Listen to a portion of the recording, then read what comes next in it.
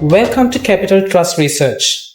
Today, we are going to have our first in a series of discussions about the Sri Lankan economy.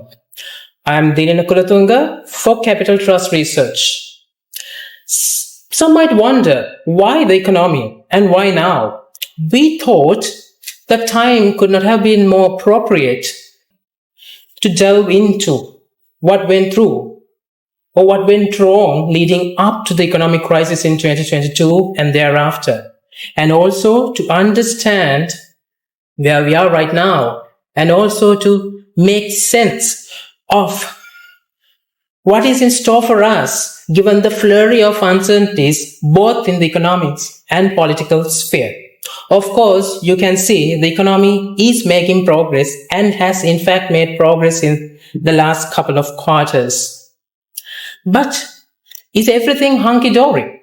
The question most often being asked is whether Sri Lankan economy is entirely out of its woods. Well, to talk about all of these things and make sense of everything surrounding both the economy and the politics, we have here with us an eminent and a well-known economist. I don't think he needs any introduction. He has been a very familiar face for us here in Sri Lanka because he has been a frequent commentator on many things that matters to all of us. He is none other than Dr. Howard Nicholas. Despite the limited time we have, I thought to do justice for what his many accomplishments are and also for the benefit who may not know him entirely, to give a brief introduction for who he is. Dr. Nicholas is an economist with an extensive teaching experience in the area of business, economics, and financial markets, having taught these subjects for 40 years at the Institute of Studies, in short ISS, part of Erasmus University of Rotterdam, where he was awarded the Best Teacher Award every year except one, since the award was first given in 2000 till his retirement back in 2020. Besides, at the Institute of Social Studies, he has taught at business schools in a number of countries, including China, Vietnam, and Sri Lanka. He is regularly invited to give lectures on the global economy and is known by those who have attended his lectures for his early warnings on the Asian financial crisis in 1997, the global crisis in 2001 and 2008, and the little-known crisis in China back in 2015, and the global crisis in 2020 during the pandemic. At present, Dr. Nicholas continues to teach economic-related subjects in various countries, primarily in the capacity of senior trainer for a private company called the Economic Training and Information Studies, in short, ETIS. He has helped establish the Institute of Policy Studies for the Government of Sri Lanka in 1989 and an economic advisory company, Econosult, in 1990. Aside from his teaching experience, he has also published numerous articles in reputed international journals and authored 2 books on the theory of price with Springer Macmillan. He is currently working on 2 further books as sequels to his 2023 book on prices, which are expected to appear in 24 and 25 respectively. Dr. Nicholas, a very warm welcome to the conversation with Capital Trust Research. Thank you, Dilina.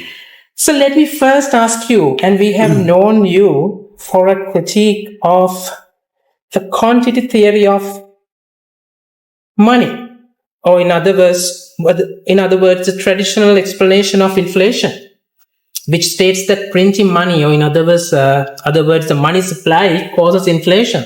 And this has been the narrative actually fed into this system as well, going back just 2 years ago, that the inflation that we saw, which went up to high as little less than 70% back in 2022, was caused entirely by the money printing saga. Can you help me understand, if not for the money printing, what in fact caused the red-hot inflation that we saw back in 2022 in Sri Lanka? It's a very important point. I start by noting that all these people who were claiming that it was printing money that caused that inflation, I noticed they never provided us with any empirical data, no graph, no table even to support their views. In fact, as most people who are pragmatists, people who are in industry, in business, will tell you, one thing that was crucial for them putting up their prices was energy prices. So what we had in 2022-23, the war in Ukraine triggered a spiral in energy prices. I mean, it's fuel prices, but also coal prices, gas prices. So energy prices generally, and this is a core cost of production in the whole global system. We had inflation in all countries, not just Sri Lanka. The added problem for Sri Lanka is we had a collapse of the currency. So when you add the two together, the currency depreciates by 80%. Energy prices rise by 25%. It was bound to push Sri Lankan inflation to very high levels. In fact, it was over 90% at its worst. And this is what we saw. These were the driving forces of prices. Now, I have to say that this quantity theory is not just my obsession, but has been attacked by a lot of the research departments of the central banks of the advanced countries, having had this quantity theory guiding them for so long. Somewhere about 25, 30 years ago, they started looking carefully at it and looking at the conceptual base, and they came to the conclusion that actually the conceptual base does not support the quantity theory. And this came from the central banks of the advanced countries themselves. So we're a little bit behind those central banks because we still were talking about the quantity of money causing that inflation. But I think now we have to put that discussion to rest. Okay. I get what you say, Dr. Howard, but let me also try to understand now when we hit the crisis point. The Central Bank of Sri Lanka jacked up the rates by 700 basis points and stopped printing money. And it, in fact, caused the inflation to come down. So are you saying the money printing has no relationship whatsoever to inflation or creation of inflation? Yes, it's exactly what I'm saying. Actually, money stock and the cash base are consequences of what happens in the economy. They don't cause the price movement, they're consequences. And what we now understand is the money stock actually reflects the price increase. And when the money stock rises, that is normally the deposits that people hold with the commercial banks. When that rises, the commercial banks also have to get cash because they have a very tight cash to deposit ratio that they have to abide by. So when their deposits rise, they have to increase their demand for cash. And the central bank has to accommodate that. So you see then the cash base has risen. But the cause is not the cash rising and the deposits rising as a result of the cash base rising. It's the other way around. What happens is the prices rise, the deposits rise, and the cash base rises because the deposits rise. So the sequence is exactly the other way around. Okay, let me ask you, does that mean, or are you suggesting that tightening of the monetary policy at that time and completely bringing the money printing to a minimum level until they completely probably stopped recently had nothing to do with the deflation that we saw from the latter part of 2022 until recently? It had little to do with it. Let me put it this way, that this was experienced in all countries in the world. So if we say that in Sri Lanka, uniquely, our controlling the money supply affected inflation, I would also have to say that our controlling the money supply in Sri Lanka affected inflation all over the world because they had exactly the same phenomena. Now, what we know is that prices rose and then prices fell. So oil prices soared to nearly $100 a barrel and then came back down again to $70 a barrel. Okay? And that affected everyone in the world. Now, our currency depreciated massively, and then the throughput into the economy, the rise in prices, came to an end because the currency wasn't continuously depreciated. Instead, what happened is the currency even appreciated substantially afterwards. So we went from 370 to now under 300. Against the dollar. So this means to say that there was a huge deflationary impact on the economy. Of course, raising interest rates reinforced that. But prices would have fallen anyway. And we predicted that no matter what the government did, unless, of course, they kept depreciating the currency. Keeping aside the massive decline in the value of the rupee, or letting go of the rupee back in March 2022, so you attribute that inflation completely to the supply-driven factors. Yes. Yes. And what you also try to say is even if we did not raise the interest rates that much back in 2022, our inflation would have come down. Exactly. I think the central bank misunderstood the cause of inflation. They thought it was demand side. In fact, it was more or less entirely supply side. And they reacted to a demand side inflation cause, when in fact it wasn't. And their reaction was raising interest rates. So in a way, they inflicted pain on the economy that they shouldn't have inflicted, because it was anyway going to abate. Right.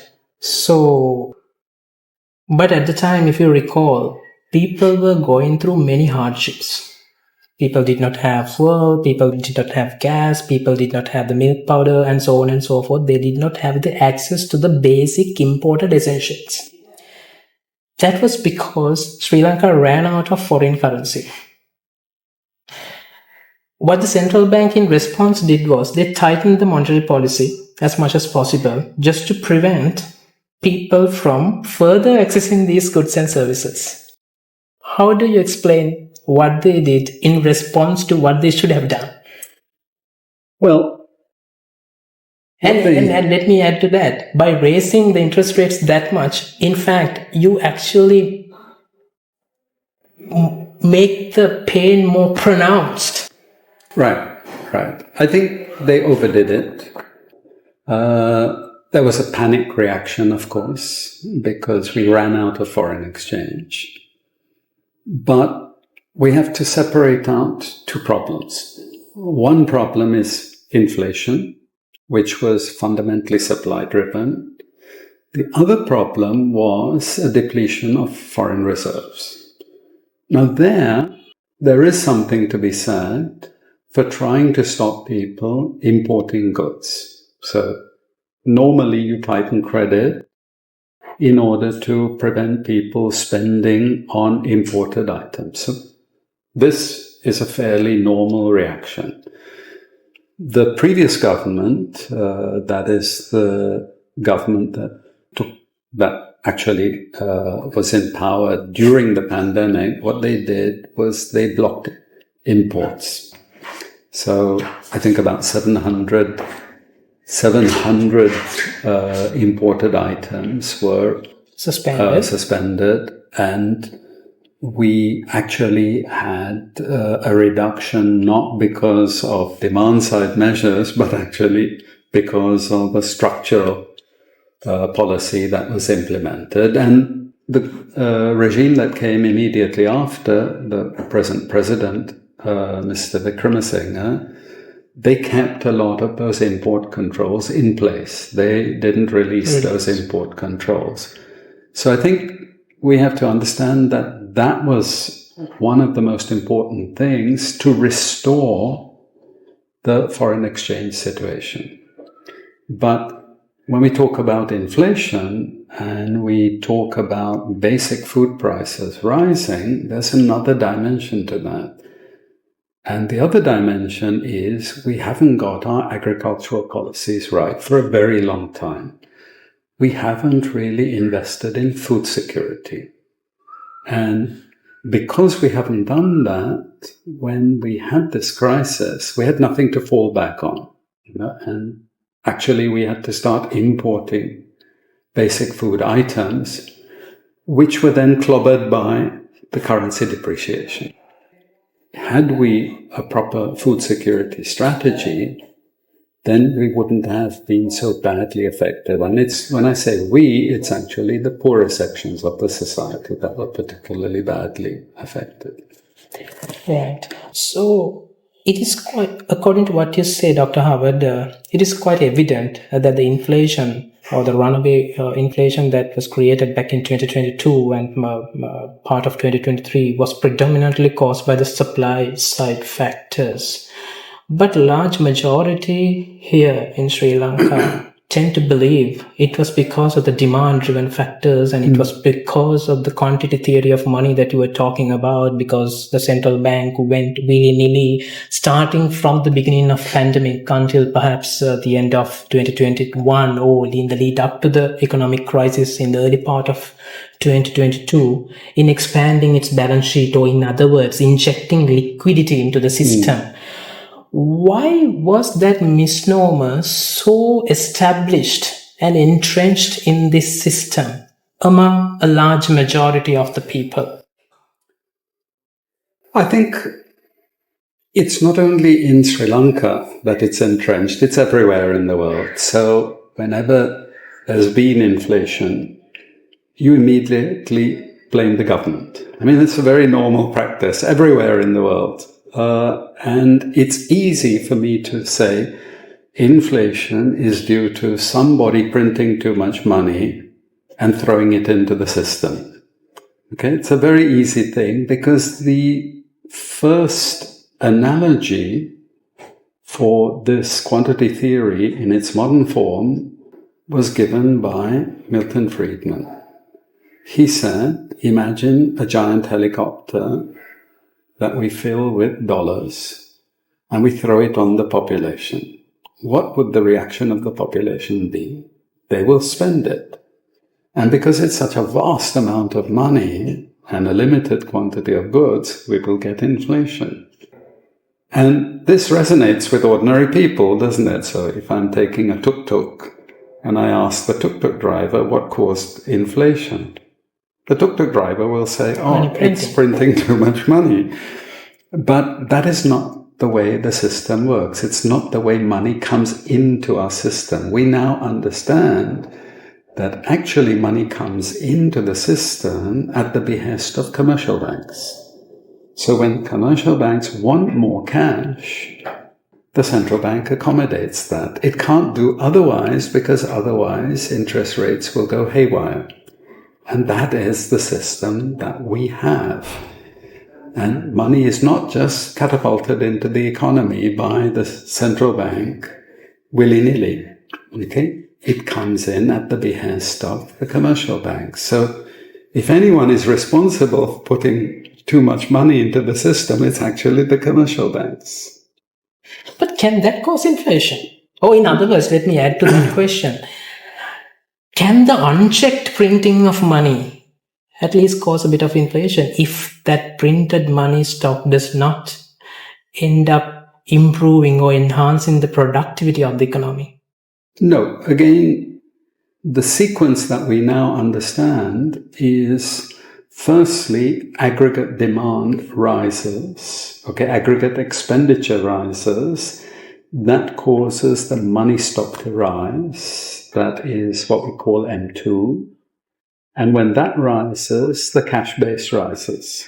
In other words, more money is printed. So the cause is not the printing of money, it's a consequence of prices rising or output rising or both of them. You see?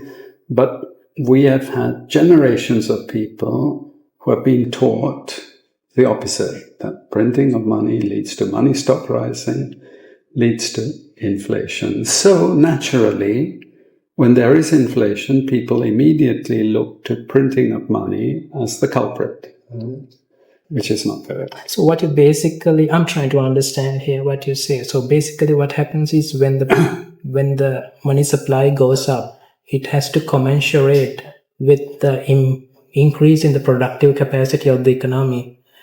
And the prices. And the prices. Right. So then it balances out, and then it is unlikely to cause high prices. Yeah. And just a qualification there is then people ask me, so does that mean that the government is exonerated from having any bearing on inflation? Answer is no. If the government runs a massive budget deficit, then it can induce inflation, because basically it's creating demand without commensurate increase in output. Okay? But notice I have not said anything about the quantity of money.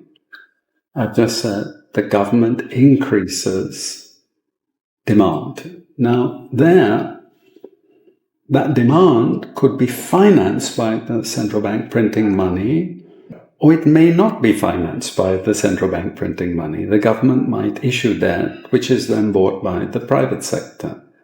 But both of them could contribute to inflation. You notice it's not the printing of money, it's actually the most important thing. It is the government running a huge budget deficit. That can be inflationary. Right. Thank you very much, Dr. Howard, because I had to purposely spend a bit more time in this discussion on this topic, because there's a huge misnomer in Sri Lanka and perhaps around the world as well. What really is the driving force behind the inflation, and in particularly what drove Sri Lanka's inflation back in 2022. So let me now move on to another very interesting area. Perhaps not many people have noticed this. So in a recent article, you wrote about the overvaluation of the Sri Lankan rupee. And you interestingly coined the term the silent killer of an economy. So I would like to know, can you help me understand who this silent killer is and what he has been doing to our economy? Well, it's important to first understand this concept of overvaluation. The concept is basically this, that when Sri Lanka's inflation is higher than inflation, let's say, in the US or in Sri Lanka's competitor countries, then the currency must depreciate to adjust. So supposing Sri Lanka's inflation is 10%, US inflation is 5%, there's a 5% differential. Then the rupee to the dollar must actually depreciate by that 5% to compensate. So we're compensating for actually Sri Lanka's relative inefficiency. Now, we made a calculation where what we did was we took the inflation rates of Sri Lanka's competitors. US is not a competitor of Sri Lanka. It produces other products. But the countries that produce similar products to Sri Lanka are obviously other South Asian countries and some East Asian countries. So we have to look at their inflation and the movement of their currencies against the US dollar, and compare that with Sri Lanka's inflation and the movement of the rupee against the dollar. We came to the conclusion that when you did that, we saw that Sri Lankan rupee was about 50 to 60% overvalued, meaning that it had lost this competitiveness. Now, what this provoked was an outrage where people said, are you now saying we should depreciate by 50%? Precisely what I was going to ask you. And the answer is no. This is an indication of how more inefficient Sri Lankan producers are. Now, it doesn't mean to say that they're lazy and slothful and so on. It just means that when we look at all the entire structure of production and unit costs of production, it means Sri Lankan unit costs are 50% higher than our competitors. If we were to depreciate, it's actually by 50%, it's not going to do very much because we don't have the competitiveness to take advantage. All we would get is immediate inflation. You remember, like we said earlier, what caused the inflation in Sri Lanka? The currency depreciation, That played a major part. Major part. And the same thing would happen if we just simply tried to depreciate in order to recapture the competitiveness. No country has ever been able to do that. What you have to do is first improve the productive efficiency, and that we can discuss separately. Once you create an improved competitiveness, then currency depreciation can assist exporters, can assist import competing producers. So essentially what you mean is even before we send out a single unit of product from Sri Lanka, we are 50% uncompetitive to our similar product producing nations. Exactly. So you also offered how to fix that in the short term as well. But would that be sufficient? Because we are a nation which is hungry for US dollars from exports. We need dollars immediately. So what is the quick fix to this issue? I'm sure, and I get your point that you can't depreciate the currency by 50% again. And I mean, that will create a disaster. So you told just now what are the medium to long term fixes to that. But what we are looking at is getting more dollar income flows via exports. So if our existing product base is in current form is 50% uncompetitive, what can we do right now? Actually, there are lots of things that we can do. Other countries have done it. There are incentives that we can give to our producers, tax incentives, subsidies, etc., etc. Recently, I've read an article, actually it's quoting a government minister saying that these incentives have not worked. They've just allowed a number of Sri Lankan companies to vegetate and draw profits doing nothing. Now, that could be true. I'm not sure that that's entirely true. I think it was just to justify removing lots of the subsidies and incentives that were given to Sri Lankan producers. But if that is true, there's a very easy solution which has been adopted by many, many other countries that have tried to promote their exports and import substituting producers, and that is having time-bound incentives and targets. So we're going to give you an incentive, but you have to meet these targets.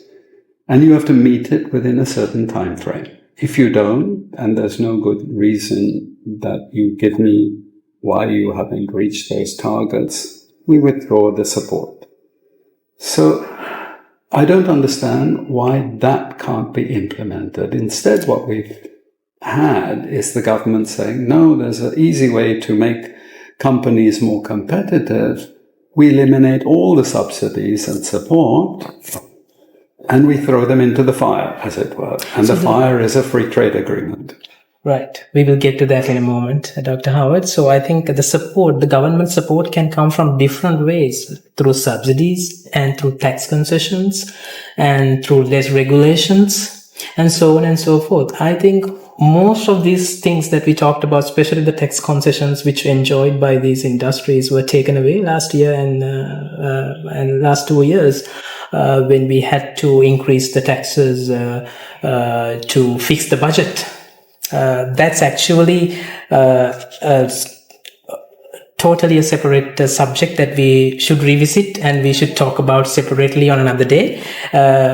Until then, actually, I invite who watch this program to go and read that article. If you will be able to find that article on the internet, I believe, Dr. Howard. If you search saying overvaluation of the Sri Lankan rupee and type the silent killer, I'm sure that you will be able to find that article. And there were 2 articles which were written back in January and March. So I invite all of you who watch us today to go back and read those 2 articles. And we are surely revisit this topic because it is such an important topic because the thing is, I mean, it is slowly and smoothly killing us, it seems. Yes.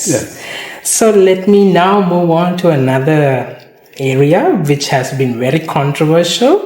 And perhaps many people, I think by now know you are one of the few or perhaps the lone voice in this country who was speaking extensively against the new Central Bank Act, both before it was brought, made it a law, and after that also. So you have argued that the new Central Bank Act has put upward pressure on the interest rates. Can we understand why you believe this is to be the case? Because of the fact that interest rates are in fact coming down. I'm sure that you're not talking about a recent development, which is a thing to happen into the future, I believe. Please explain. Well, the basic point of the Central Bank Act, which I'm against, and which I think is very damaging, is the prohibition of the central bank from buying government debt, either in the primary or the secondary market, except in emergency situations. Okay, so the word emergency is also very important because the question is who decides what emergency is. What is an emergency? Okay, right. But we leave that aside. Now, this means to say that if the government has a budget deficit, and it nearly always has a budget deficit, it's impossible for a developing country to eliminate the budget deficit. It has to go to the capital markets. Sri Lanka's capital markets are very narrow. And this is not me saying it, this is actually even the IMF saying it. Their definition of a developing country is actually that they have very narrow capital markets. So if the government is trying to finance its deficit in the capital markets, that's obviously going to put upward pressure on the interest rates. The second reason is, and this is something which is important to stress, people do not realize that now government debt comes with a risk premium. The reason is that there's no longer a central bank backstopping the government. So the government cannot go to the central bank and say, can you just print some money and buy my debt? It no longer happens now. So therefore, debt is no longer risk-free. It's perfectly possible now for the government to default. That has not been fully understood, but is soon going to be understood. So we will have to have a risk premium attached to government debt. And not only that, anybody that buys that, especially since it is the commercial banks that buy that, they will henceforth not be able to have the old capital adequacy for government debt, which is almost zero risk. They will now have to attach a risk premium to that government debt. They haven't done that yet. Yes. And the central bank hasn't even instructed the commercial banks to attach a risk premium. This means to say, and it's a very serious point that I'm about to make, if there is a crisis and if there is a default by the government and commercial banks are caught with a lot of this debt and they get into trouble, the depositors and the shareholders can sue them because they did not have enough capital provision to back the riskiness of those assets. You know? So, are you advocating the banking sector who may be watching this program to have a capital charge on the government securities that they hold in their balance sheet? That's right. Actually, they will have to make provision for more capital because now we know that they've been buying a lot of government debt recently, but without any recognition that that debt is now no longer risk-free, it actually is risky. And we can go further that as the government is the backstop for the whole economy, whenever there's a global crisis, we know that the government's budget will come and rescue. Yeah, it has to. That's its job.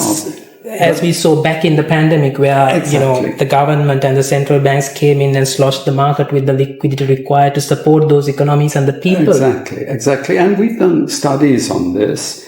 It's not just Sri Lanka; it's every country in the world. So every time there's a global recession, every country in the world runs much bigger budget deficits. You can't avoid it. Right. Now, are you saying, Dr. Howard, now with this new Central Bank Act, the government of Sri Lanka is now handicapped to ask for money if they run out of money, certainly, because they run a budget deficit. When they need the money, if they want the money from the central bank, it's highly unlikely that they're going to get. Well, that's where this word emergency comes into play. You see, so what would happen is there would have to be an approval that this is an emergency, and it would be the central bank together with the IMF that takes that decision, not the government of Sri Lanka, because they're the ones that are requesting additional finance from the central bank because of that emergency. But the question is, who is the adjudicator of that emergency? Can the governments declare unilaterally, this is an emergency, therefore you must print and give us money? In which case it makes the central bank act rather superficial and superfluous. Okay, but if it is a real central bank act which actually prohibits the central bank from printing money and financing the deficit, then it may be too late by the time the central bank intervenes and supports the government, because the government may already have been trying to borrow massively in the capital markets. Sending the interest rates through the roof. And making their own repayment much more difficult. I think you made a very valid, very, very important and a very topical point. I'm sure that the professionals who are into financial markets, particularly into the fixed income side, and the people in the treasury, if you are watching this program, and all the banks, I believe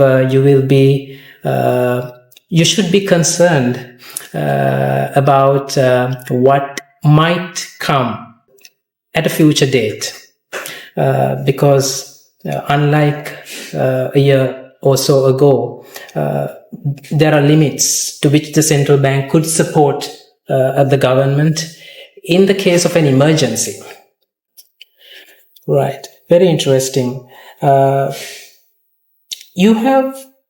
we are coming into another area, and also tail end of our discussion today. So you have also expressed your opposition to the privatization of Ceylon Electricity Board in particular. I would like to know, is there a particular reason to oppose the CEB privatization, or are you broadly opposed to the privatization of the state-owned enterprise as a whole? No. So the starting point is I'm not opposed to privatization per se. I am opposed to privatizations which drive up the core costs of production in an economy.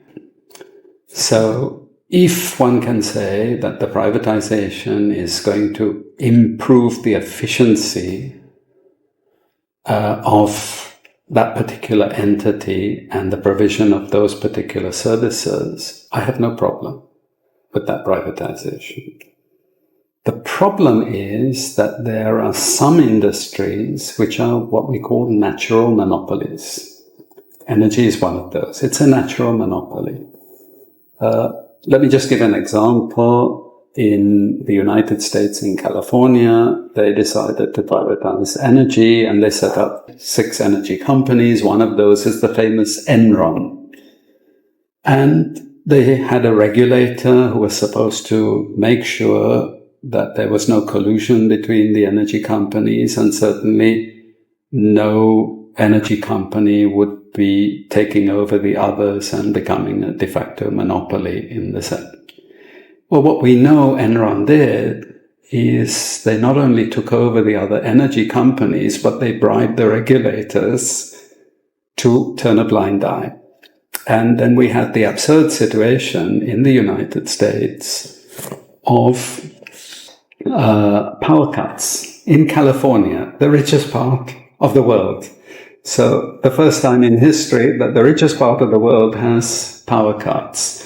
And that is because we allow what is a natural monopoly to be controlled by a private entity.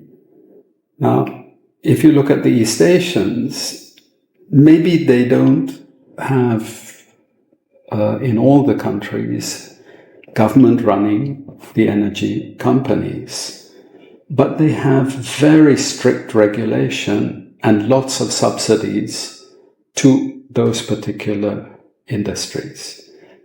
And the manifestation of that was when we had the energy crisis globally, where we mentioned Sri Lanka had this very high inflation. Part of that high inflation was the higher energy prices.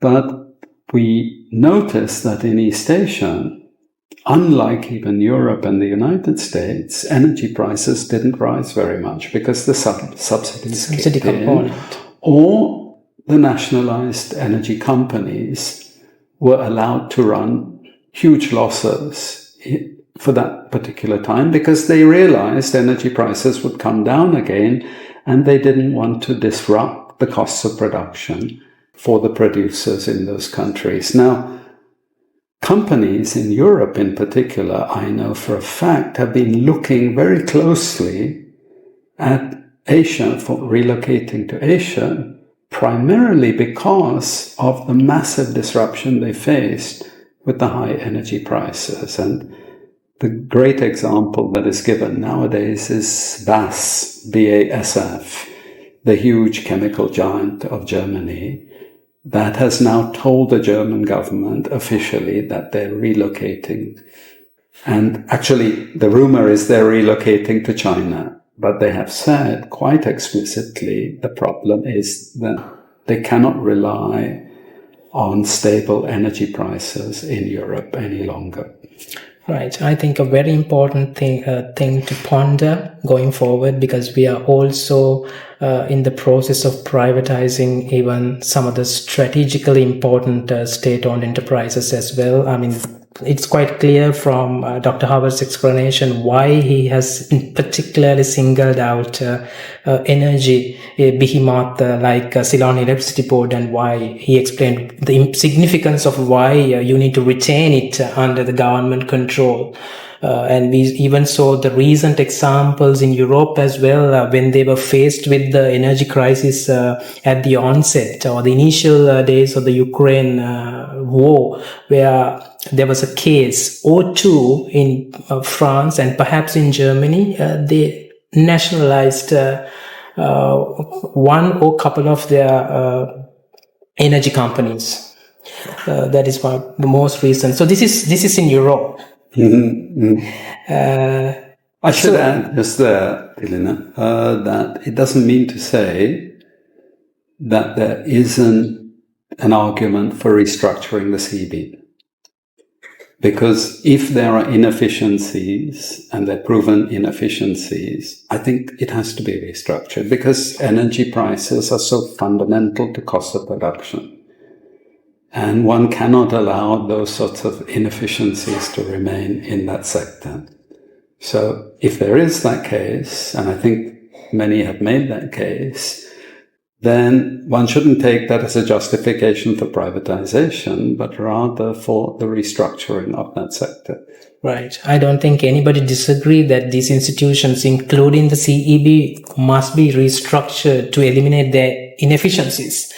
But when it comes to privatization, in other words, using privatization as the only means of restructuring, I think then that is something you need to think about. The final question, I think we are coming to the end of our discussion today. We signed a landmark trade deal with Thailand, a free trade agreement with Thailand just 1.5 months ago, Dr. Howard. What is your view of this recent free trade agreement with Thailand? Because Thailand being a very prominent East Asian success story. And I think after many years, we were able to strike a deal with a major economy like Thailand. So what is your view of this trade pact? Well, the first thing is usually free trade agreements in the past have been signed between countries that are at the same level of development, meaning productive efficiency. Thailand is much in advance of us. We're signing a deal with a much more advanced economy. Now, that has been done in the recent past actually to impose conditions on the weaker countries, which are detrimental to them. And I only need to mention what is called the EPAs, Economic Partnership Agreements between EU and Sub-Saharan African countries and some Asian Pacific countries. Okay, and that was done deliberately to benefit the Europeans. And that was against the will of all these countries that were put into those partnerships. So they had no say in who was put into those particular, we call them free trade agreements really. Although they had this name, Economic Partnership Agreements, they're really free trade agreements. And in there were things that were rejected by most developing countries in the Doha round, and that is why the round broke down as well. I just mentioned one in particular, the investment agreements. Those were rejected by the developing countries because one thing in those investment agreements is that you can no longer insist on transfer of technology. You can no longer insist on the use of domestic sources of inputs. You can no longer insist on the training of staff, local staff. You can no longer insist on having a certain amount of local staff. You can no longer insist on a certain amount of what is produced being exported. That's why those investment codes were actually rejected because they damage strategies which have been used in the past for industrialization.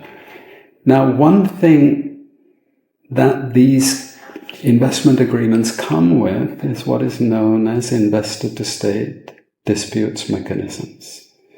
This means if a Thai company feels that they're not being treated the same as a Sri Lankan company, let's say in government procurement or something like that, they can take the Sri Lankan government to court. And one thing that we have seen in recent times is this has been damaging not to small countries like Sri Lanka, but to even large countries like India and Korea. So much so that India now has renegotiated lots of the investment agreements that it got into when signing free trade agreements with other countries. Are you saying, Dr. Howard, we find similar elements in this trade pact? We do. So I've looked at it, admittedly somewhat superficially, and I'm now about to delve in greater detail into these. But I can see lots of the elements that actually have been rejected by a lot of developing countries that were put on the table in the Doha round, including government procurement, where you open up procurement to companies from all other countries. We've now signed an agreement where many of those agreements that were rejected have now been put on the table. It seems that more vetting needs to happen in these kinds of trade pacts going forward. One final question, related questions to these trade agreements. So I believe you are not totally against getting into trade, bilateral trade agreements. No. So what you advocate is the fact that you need to be more cautious and careful into what you are getting into. Exactly. So, Dr. Nicholas, I think we have a lot more to cover. Indeed, we covered a lot of ground, but I don't think this half an hour or so would be nearly enough for us to, finalize talking about everything that we need to talk about. So, certainly, we will continue this conversation going forward, and I believe these types of conversations and discussions would be much beneficial and constructive to many in this country, especially. And I must tell you, it is a real treat to have you, Dr. Howard, and we are hoping to see you very soon in another episode of economic talks just like this. And I believe for some, this may have come as a breath of fresh air, helping to change or reshape what they always thought was right. And for others, this discussion may have reinforced what they already believed in. And for some, this may have raised new questions. So, of course, that is absolutely all right. That is exactly, I believe, is the intention of these types of discussions which we conduct starting from today, to challenge the economic orthodoxy, let me put it that way, and to make you rethink what you have always thought was right, and to spark a healthy debate. Because what we believe in is healthy debate on things that matter are the ones which pushes the economy forward, right? So this is why we are going to have more of the same in the time to come, and perhaps many more discussions with Dr. Howard as well. So until we meet again, you take care.